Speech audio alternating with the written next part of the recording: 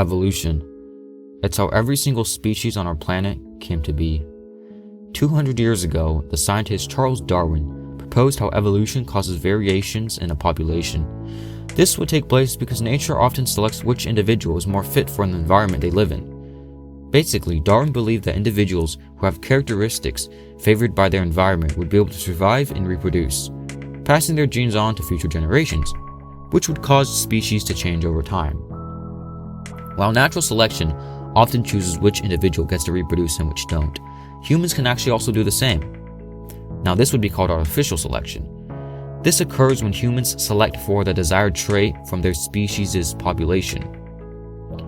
In short, they only allow individuals that have the desired trait to reproduce. Therefore, after many generations, it is expected that the population undergoing artificial selection will have more and more individuals that have the desired trait. Fast plants, or Brassica rapa, are fast-growing plants part of the plant family Cruciferous. These plants were created by Professor Emeritus Paul H. Williams in the Department of Plant Pathology at the University of Wisconsin-Madison. He bred these fast-cycling plants in order to improve disease resistance of other cruciferous plants like mustard, radish, cabbage, and broccoli. In order to speed up this genetic research, he began to breed for Brassica rapa and other related species from the plant family of cruciferous for shorter lifespans. His results came back to be the fast plants we know today. His creation of the fast plants have the advantages of speed, seed reproduction rate, size, and convenience to grow. Trichomes, derived from the Greek word for hair, are fine outgrowths on plants, algae, lichens, and certain protists. The spiky hairs that trichomes appear to be are meant to protect plants from herbivores that would eat the plant.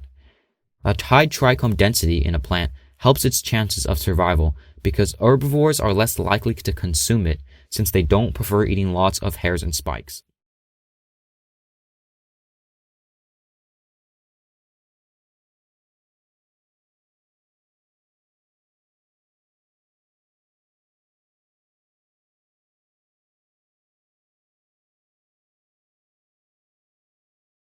Generation 1. Week 1. Each pot has around 4 to 5 sprouts that are very small.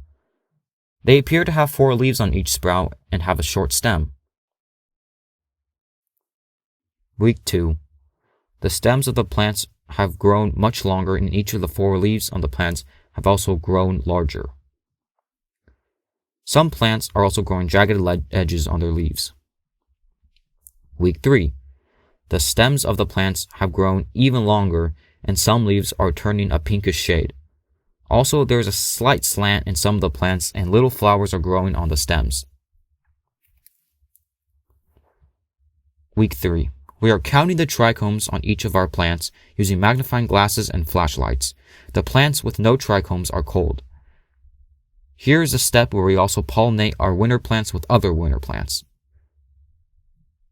Week 4.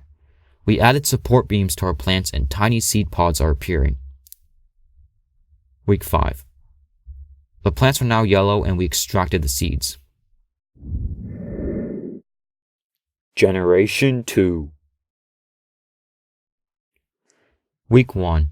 Small buds are appearing in each pot. However, in this generation there are fewer plants per pot. The short stems and leaves appear in this generation also.